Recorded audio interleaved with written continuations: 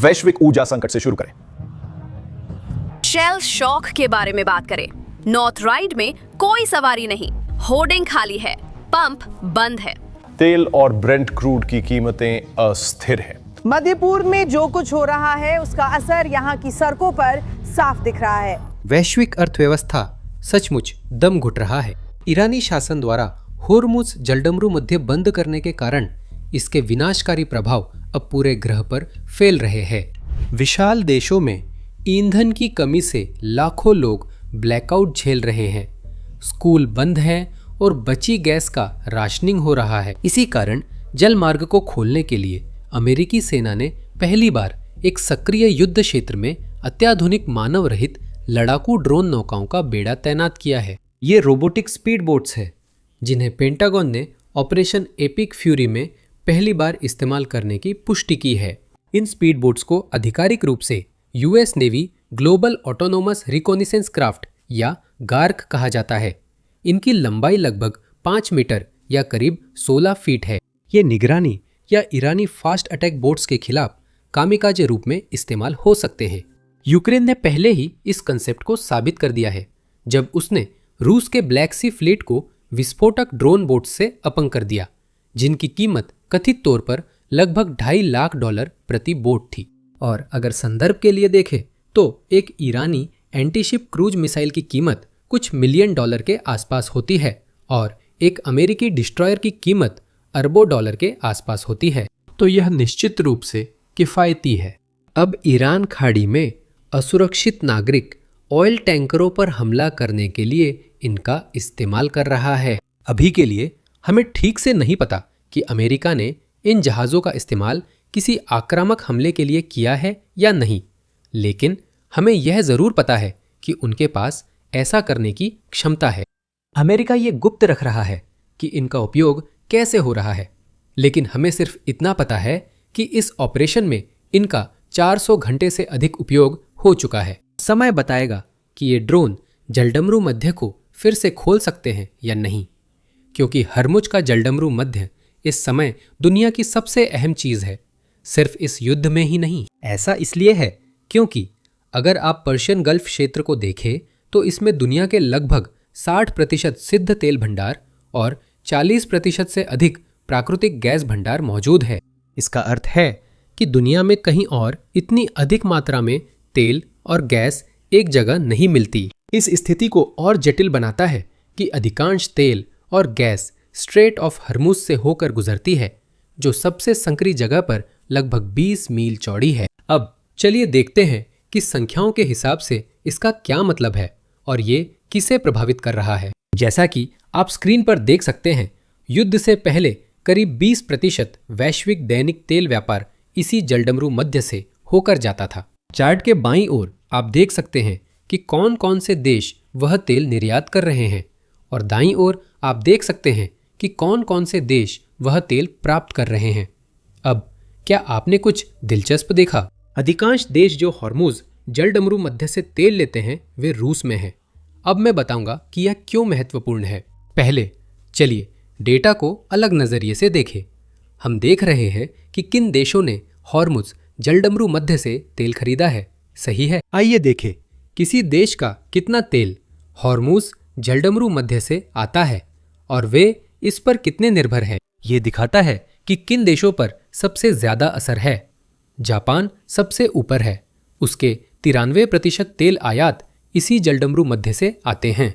दक्षिण Korea 70%, Taiwan 60%, Bharat 60%, Thailand 55%, चीन 40%, Philippines 38%, Singapore 30%। America सबसे नीचे है 10% से भी कम, तो वह स्ट्रेट ऑफ हॉर्मुज पर ज़्यादा निर्भर नहीं है। इसका मतलब ये नहीं है कि संयुक्त राज्य अमेरिका प्रभावित नहीं हो रहा है, लेकिन सीधे तौर पर कहे तो अमेरिका को स्ट्रेट से ज़्यादा तेल नहीं मिल रहा है। अब ये सिर्फ सीधा व्यापार दिखा रहा है, यानी अगर कोई टैंकर स्ट्रेट ऑफ हॉर्मुज से सीधे किसी देश जाता है तो हम उसे चार्ट में देख रहे हैं, लेकिन ये पूरी कहानी नहीं है, क्योंकि कई देशों का अप्रत्यक्ष निर्भरता है। जैसे कोई टैंकर स्ट्रेट ऑफ हॉर्मुज से भारत की रिफाइनरी जाता है, भारतीय रिफाइनरी तेल प्रोसेस कर उसे फिलीपींस जैसे किसी देश भेज देती है। इसका मतलब है कि फिलीपींस अभी भी उस स्ट्रेट पर निर्भर है, लेकिन ये उस चार्ट में नहीं दिखता जिसे हमने देखा था। तो चलिए अब अप्रत्यक्ष निर्भरताओं को भी देखते हैं। यह पूरी तस्वीर है और असल में स्थिति और खराब हो जाती है। अप्रत्यक्ष तेल व्यापार को देखें तो फिलीपींस की निर्भरता 38% से 93% हो जाती है। ताइवान 80% तक पहुंचता है, लेकिन सेमीकंडक्टर के कारण उसकी स्थिति और भी खराब है। ये उस छोटी चीज पर निर्भर है जिस पर लोग कम ध्यान देते, लेकिन ये बहुत जरूरी है, हीलियम। आगे वीडियो में इसी पर बात करेंगे। यहाँ दक्षिण कोरिया 70%, चीन 60% और वियतनाम 50% पर हैं। अब इस कहानी का एक और हिस्सा है रणनीतिक भंडार। कुछ देशों ने पैसा होने पर तेल जमा कर लिया, जबकि कुछ ने नहीं किया। उस तस्वीर से हमें साफ पता चलता है कि हर देश कितना परेशान है। चलिए देखते हैं। अगर हम भंडारों को देखना शुरू करें तो हमें पता चलता है कि जापान के पास 250 दिनों से भी ज्यादा का रणनीतिक भंडार है, जिसमें सरकारी भंडार और निजी भंडार दोनों शामिल हैं। ये बहुत बड़ा है। तो भले ही जापान अपनी बहुत सारी तेल की आपूर्ति स्ट्रेट ऑफ हॉर्मुज से प्राप्त करता है, लेकिन वह उतनी बुरी तरह से प्रभावित नहीं हो रहा है जितना कि कुछ अन्य देश, जिन्हें आप चार्ट के नीचे देख सकते हैं, जैसे बांग्लादेश और पाकिस्तान। युद्ध की शुरुआत में इन देशों के पास केवल 2 हफ्ते का तेल था, जबकि हम पहले ही लगभग 1 महीने से युद्ध में हैं। अब इन देशों में तेल पूरी तरह खत्म नहीं हुआ है, लेकिन इन देशों की स्थिति गंभीर हो गई है। बांग्लादेश ने पूरे देश में स्कूल बंद करने और ब्लैकआउट की योजना बनाई है। पाकिस्तान ने अपने सार्वजनिक क्षेत्र के आधे कर्मचारियों यानी सरकारी कर्मचारियों को घर से काम करने का आदेश दिया है और उन्होंने स्कूल भी बंद कर दिए हैं। उन्होंने निजी कंपनियों के काम के दिनों में भी कटौती की है। तो अब 5 दिन की कार्य सप्ताह की जगह केवल 4 दिन की कार्य सप्ताह रह गई है। ऐसी ही स्थिति श्रीलंका में भी है, जो चार्ट में नहीं था क्योंकि डेटा नहीं मिला। वहां भी ईंधन की राशनिंग हो रही है। उन्होंने भी कार्य दिवस घटा दिए हैं, जैसे पाकिस्तान में हुआ। और हम देख रहे हैं कि अब तक जिन भी देशों को हमने कवर किया है, उनमें लगभग हर जगह पेट्रोल पंपों के बाहर लंबी लंबी कतारें लगी हुई हैं। अब कुछ तेल की आपूर्ति फिर से शुरू हो रही है। स्ट्रेट ऑफ हॉर्मुज से नहीं, बल्कि रेड सी की ओर मोड़ी गई है। सऊदी अरब जैसे देशों के पास देश भर में फैली पाइपलाइन है, जो पूर्व में स्ट्रेट ऑफ हॉर्मुज से पश्चिम में रेड सी तक जाती है। वे देश भर में तेल पंप कर रेड सी के बंदरगाहों पर टैंकरों में भर रहे हैं। अब यहाँ जो दिलचस्प बात है वो ये है कि सऊदी अरब ने वास्तव में यह पाइपलाइन 1980 के दशक में ईरान इराक युद्ध के दौरान बनाई थी, जब ऐसी ही स्थिति हुई थी और स्ट्रेट ऑफ हॉर्मुज बंद हो गया था। फिर भी ये गायब हो रही सप्लाई की भरपाई नहीं कर पा रहा है। अपनी स्क्रीन पर चार्ट को देखिए। चार्ट सऊदी अरब से निकलने वाली तेल सप्लाई दिखाता है, जिसमें स्ट्रेट ऑफ हॉर्मुज और रेड सी शामिल है। रेड सी वाला हिस्सा काले रंग में है। पहले सऊदी अरब रेड सी वाले हिस्से का थोड़ा ही इस्तेमाल करता था। अब जब से स्ट्रेट ऑफ हॉर्मुज वाला हिस्सा लगभग गायब हो गया है, रेड सी वाला हिस्सा काफी बढ़ गया है, लेकिन फिर भी ये उस मात्रा से आधे से भी कम है जो सऊदी अरब इस युद्ध के शुरू होने से पहले निर्यात कर रहा था। सऊदी अरब के अलावा यूएई के पास भी एक पाइपलाइन है जो उनके देश से होकर स्ट्रेट ऑफ हॉर्मुज को बाईपास करती है। टैंकर बस जलडमरू मध्य के दूसरी तरफ आकर तेल ले सकते हैं और चले जा सकते हैं, लेकिन इतना भी उस सप्लाई की भरपाई के लिए काफ़ी नहीं है जो यूएई युद्ध से पहले दे रहा था। फिर भी हमारे पास कुवैत, बहरीन और कतर जैसे देश हैं जिनके पास स्ट्रेट ऑफ हॉर्मुज का इस्तेमाल न करने का कोई विकल्प नहीं है, तो उनके तेल निर्यात मूल रूप से बंद है। अब हम सिर्फ कच्चे तेल की ही बात कर रहे हैं। स्ट्रेट ऑफ हॉर्मुज से एक और अहम संसाधन एलएनजी यानी तरलीकृत प्राकृतिक गैस भी गुजरता है, जिस पर कम लोग चर्चा करते हैं। दुनिया के लगभग 5वें हिस्से की एलएनजी व्यापार स्ट्रेट ऑफ हॉर्मुज से होकर गुजरती है, तो ये कच्चे तेल के व्यापार की तरह ही है। और ठीक कच्चे तेल की तरह कुछ देश है जो इस व्यापार पर बहुत, और मेरा मतलब है बहुत ज्यादा निर्भर है। पाकिस्तान को अपनी 99% एलएनजी स्ट्रेट ऑफ हॉर्मुज से मिलती है। बांग्लादेश को अपनी 72% LNG स्ट्रेट ऑफ हॉर्मुज से मिलती है। और यही वजह है कि हम देख रहे हैं कि वे इतने कड़े कदम उठा रहे हैं, क्योंकि सिर्फ तेल ही नहीं है जो उनके पास खत्म हो रहा है, वे LNG के मामले में भी ऐसी ही समस्याओं का सामना कर रहे हैं। फिर हमारे पास भारत, ताइवान, चीन, सिंगापुर भी हैं जो अब भी बहुत बहुत ज़्यादा निर्भर है। पाकिस्तान और बांग्लादेश जितना नहीं, लेकिन फिर भी वे इसका असर महसूस कर रहे हैं। इस चार्ट के नीचे यूरोप है। यूरोप हॉर्मुज जलडमरू मध्य पर कम निर्भर दिखता है, लेकिन यही चीज़ें जटिल होती है। यह चार्ट देखिए, ये मूल रूप से पिछले 5 वर्षों की तुलना में EU में LNG का भंडारण है, और ये महत्वपूर्ण है कि भंडारण हमेशा फरवरी के अंत में होता है, यानी जब सर्दी खत्म होती है। अब फरवरी के अंत तक EU का लक्ष्य है कि उनका भंडारण 90% तक भरा हो। आमतौर पर वे इसे हासिल नहीं कर पाते, यही लक्ष्य है। रूस यूक्रेन युद्ध शुरू होने पर यह 30% तक गिरा था। तब से यह 50% से ऊपर रहा है, लेकिन अब यह पिछले 5 वर्षों में सबसे कम है। अब इसके कई कारण हैं। सबसे पहले, यूरोपीय संघ को अब रूस से पहले की तुलना में कम गैस मिल रही है, जितनी रूस यूक्रेन युद्ध से पहले मिलती थी, तो यह निश्चित रूप से एक बहुत बड़ी भूमिका निभाता है। दूसरी बात, पिछला सर्दी यूरोपीय देशों के लिए वास्तव में सामान्य से ठंडी थी, तो इससे भंडार सामान्य से तेजी से खत्म हो गए। और इसके अलावा यूरोपीय संघ अब युद्ध शुरू होने से पहले की तुलना में यूक्रेन को भी ज्यादा गैस निर्यात कर रहा है, तो यह भी इस बात में भूमिका निभाता है कि वे अपने लिए कितना गैस जमा कर पा रहे हैं। लेकिन ये कम स्तर बड़ी समस्या है, क्योंकि यूरोपीय संघ सर्दी से पहले भंडारण भरना चाहता है, और ऐसा करने के लिए उन्हें बाजार में अपनी जरूरत से ज्यादा खरीदारी करनी पड़ती है। और अभी ये एक समस्या बनने वाली है, क्योंकि अब वे उन एशियाई देशों के खिलाफ बोली लगाएंगे जिन्हें हरमुज जलडमरू मध्य की आपूर्ति की जगह LNG की सख्त जरूरत है। युद्ध से पहले यूरोपीय संघ को हॉर्मुज जलडमरू मध्य से कम आपूर्ति मिलती थी। अब जिन विक्रेताओं से वे ले रहे हैं उनके पास ज्यादा खरीदार होंगे, क्योंकि एशियाई देश भी वही उत्पाद चाहते हैं। और जब मांग अचानक बढ़ जाती है, आपूर्ति स्थिर रहती है, तो सभी के लिए कीमतें बढ़ना तय है। अब यूरोप की बात करें तो हम ब्रेक्जिट को नहीं भूल सकते, क्योंकि जितना भी डेटा हमने देखा है वह खास तौर पर यूरोपीय संघ का डेटा है, यानी यूरोपियन यूनियन का। दुर्भाग्य से अब यूरोपीय संघ का डेटा यूके पर लागू नहीं होता।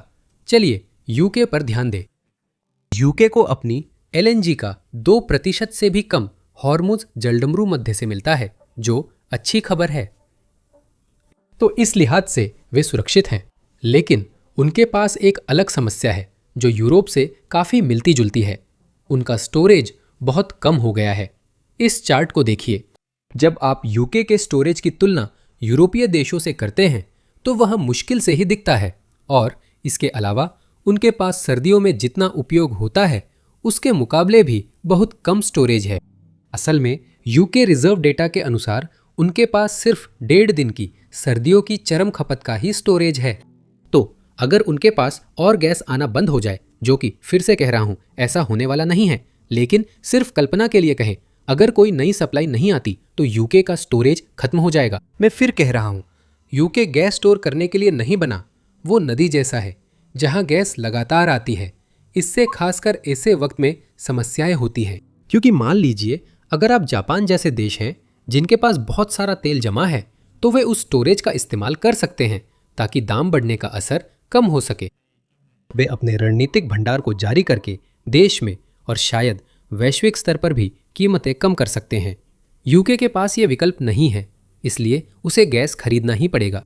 और दुर्भाग्यवश गैस की कीमतें बढ़ेंगी, क्योंकि मांग अभी भी है और सप्लाई काफ़ी कम हो गई है। असल में यूके से आ रही रिपोर्ट्स के मुताबिक देश में गैस की कीमतें सिर्फ फरवरी की तुलना में पहले ही 50% बढ़ चुकी है। महंगाई का असर पहले ही दिख रहा है।